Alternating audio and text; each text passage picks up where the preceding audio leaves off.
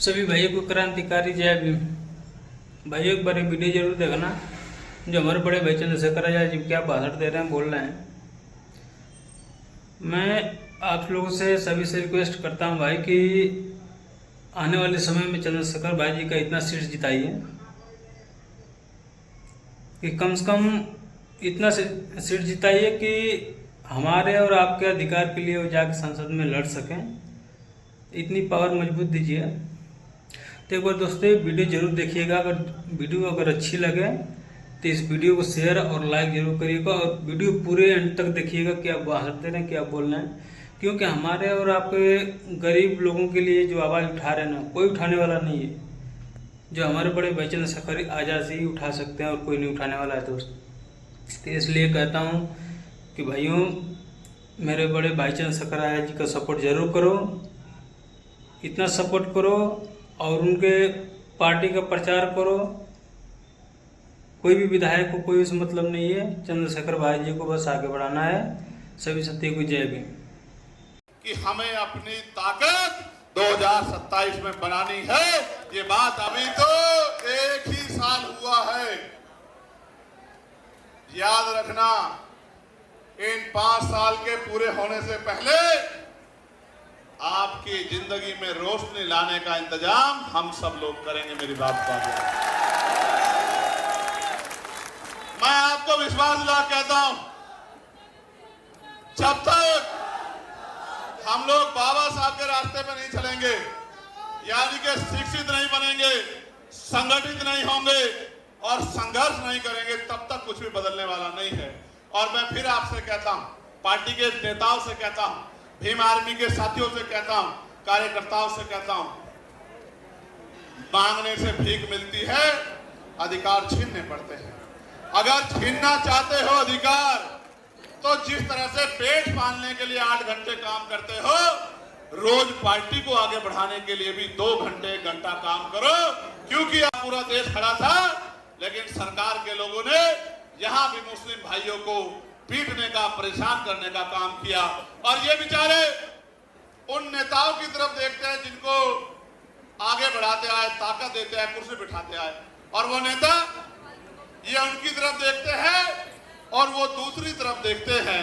उनको पता है कि ये कहीं जाने वाले नहीं हैं, ये पीठ छिद कभी हमारे पास ही आएंगे, तो इनकी आवाज उठाने का कोई मतलब नहीं मानता।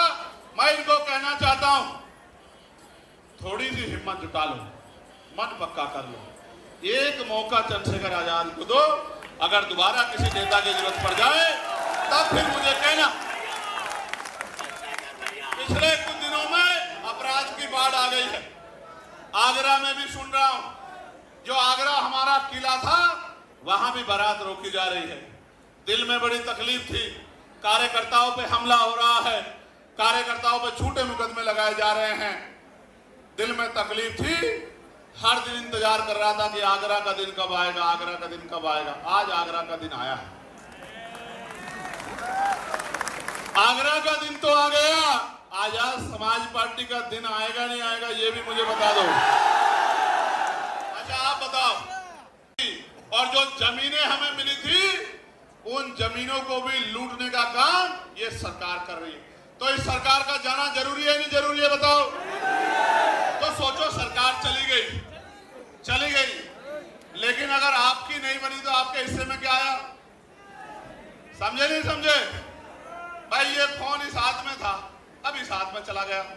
आपके हिस्से में क्या आया? आप बीच में खड़े हो जाओ दीवार बन के कि ये ताकत इधर से जाएगी तो हमारे पास आएगी। इस बात को दीवार बन के खड़े हो जाओ। सुबह हो शाम, आप चाहे ईंटें उठा रहे हो, भट्टे पे हो, कोलू पे हो, रिक्शा चला रहे हो, कोई छोटी दुकान चला रहे हो, रेडी पटरी पे हो, एक ही बात आपके कान में गूंजनी चाहिए। जो बात आपसे कह के यहां से विदाई लूंगा कि हमें अपनी ताकत 2027 में बनानी है, ये बात आपके कानों में हर समय गूंजनी चाहिए। सम्मेलन को संबोधित करने के बाद मीडिया से बात करते हुए ऑपरेशन सिंदूर का जिक्र कर पीएम मोदी पर ताना भी मार गए। साथ ही ग्वालियर हाईकोर्ट में अंबेडकर की मूर्ति नहीं लगाने पर भी तंज कसा। तेजी से आजाद समाज पार्टी का संगठन उत्तर प्रदेश में विधानसभाओं तक, ब्लॉक तक, गांव तक, बूथ तक लगातार हमारी पार्टी और हमारे पार्टी के जो सहयोगी संगठन हैं वो लगातार कोशिश कर रहे हैं और लगातार प्रयास कर रहे हैं। लगभग सभी विधानसभाओं में 70, 80% हमारा संगठन बन चुका है। अब उस संगठन को, क्योंकि त्रिस्तरीय पंचायत चुनाव आ रहे हैं, उसको और सक्रिय करके भाईचारा कमेटियां बना के प्रबुद्ध सम्मेलन के जरिए सत्ता की भूख, क्योंकि जिन पे पावर होती है उन्हीं का आत्मसम्मान भी सुरक्षित रहता है, उन्हीं को अवसर भी मिलते हैं। ये भूख जो है, जो पिछले 15 साल में हमारे लोगों में ठंडी हो गई थी, उसी भूख को दोबारा जगाने के लिए कि वो लोग राजकाज को समझे। जब राजकाज होगा तभी तरक्की होगी, तभी अन्याय रुकेगा, तभी शिक्षा मिलेगी, तभी अच्छा इलाज मिलेगा, तभी रोजगार मिलेगा, तभी जमीनें मिलेगी, तभी इंडस्ट्रियल एरिया लगेंगे। ये बात समझाने के लिए हम लोग हर मंडल समीक्षा कर रहे हैं। आज आगरा में ये समीक्षा हुई है। शाम के समय फिर एक बार पार्टी के वरिष्ठ नेता और क्षेत्र के बुद्धिजीवी लोगों के साथ, व्यापारियों के साथ एक चर्चा होगी।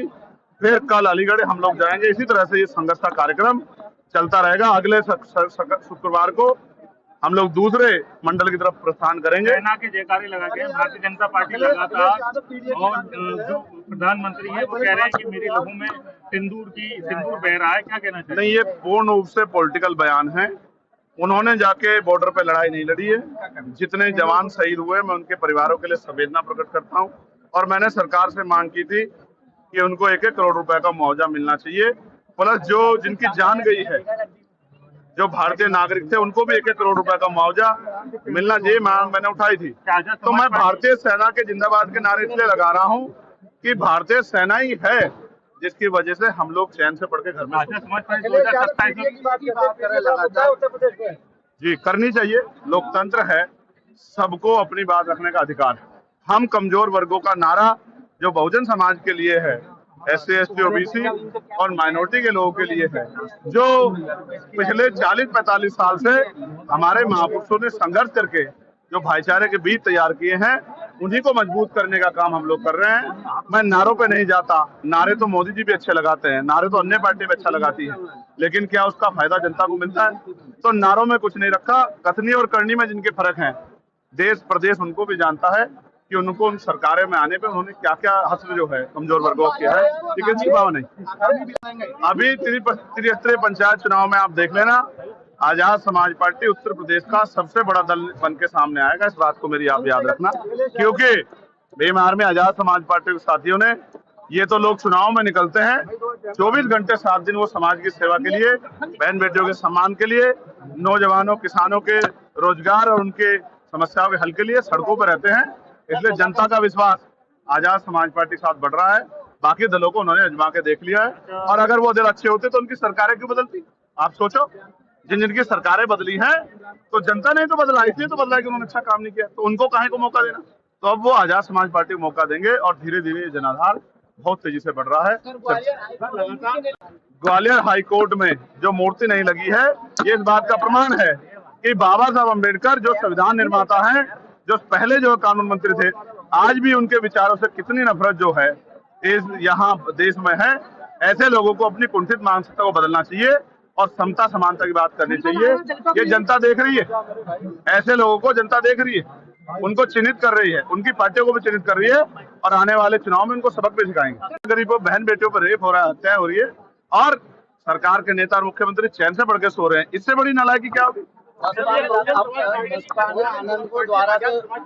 अपने लोगों को मरने के लिए नहीं छोड़ा जाता, इसलिए SC, ST, OBC और मुस्लिम भाईचारा, सिख भाईचारा, जैन भाईचारा, ईसाई भाईचारा, सबको, इनको सबको साथ लेके चलने का काम आजाद समाज पार्टी करेगी।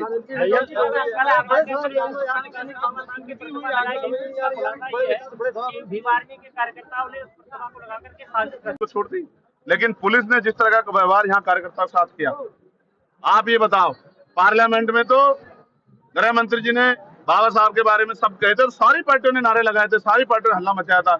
इवन गृह मंत्री जी ने बाद में कहा कि हम तो उनका बड़ा सम्मान करते हैं, सारी पार्टियों का सम्मान करते हैं। यहाँ बाबा साहब की जो टहल लगी हुई थी उस पर जिस तरह का अपमान किया गया, आगरा में वो ग्वालियर में जो अपमान किया गया, उस पर दल क्यों चुप है? क्योंकि वहां आपको पता है कि वो बाबा साहब का सम्मान जो है और उसमें वोट का नफा नुकसान भी है, इसलिए आप चुप हैं।